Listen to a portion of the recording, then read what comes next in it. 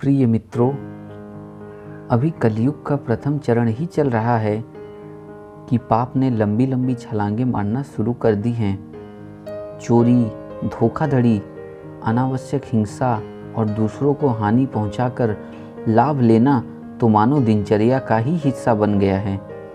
इस कलयुग में लोग ज़रूरत से ज़्यादा धन संग्रह करने की होड़ में इतने डूब चुके हैं कि धन कमाने के लिए कोई भी रास्ता अपनाने को तुले हुए हैं। लोगों में इस अंधी दौड़ के कारण तरह तरह के आसुरी गुण विकसित हो चुके हैं। ऐसी स्थिति में यदि कोई भक्ति करना चाहता है तो उसके लिए यह बहुत ही दुष्कर काम लगता है और ना जाने कितनों ने तो भक्ति की शुरुआत तो की, पर वे कब इस अंधी दौड़ की भेंट चढ़ गए पता ही नहीं चला। तो ऐसे में प्रश्न उठता है कि यदि कोई भक्ति करना चाहे तो भला कैसे करे। इस प्रश्न का बड़ा ही सुंदर जवाब विभीषण जी ने दिया, जो कि आज के समय के लिए एकदम उपयुक्त जवाब है।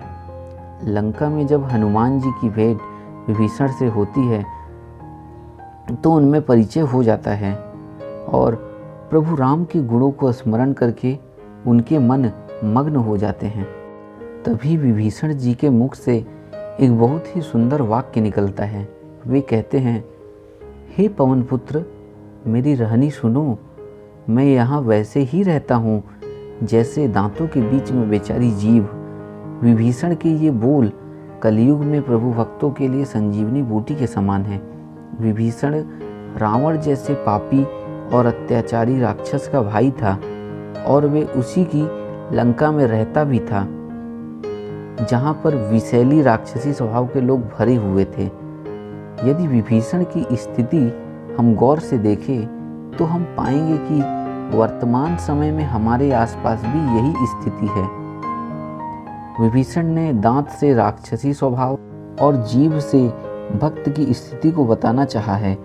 जिस प्रकार जीभ दांत के संग में रहकर भी अपने स्वभाव को बनाए रखती है, ठीक उसी प्रकार भक्त को भी अपने परिवेश में विभिन्न प्रकार के आसुरी स्वभाव के लोगों के साथ रहना पड़ता है, लेकिन हर स्थिति में उसे अपने सदाचरण को छोड़ना नहीं चाहिए और आसुरी स्वभाव से एक अप्रत्यक्ष दूरी बनाए रखते हुए जीना चाहिए।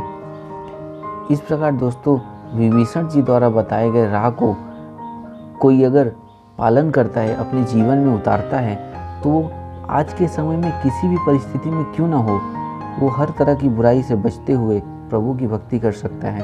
धन्यवाद मित्रों, मिलते हैं अगली वीडियो में।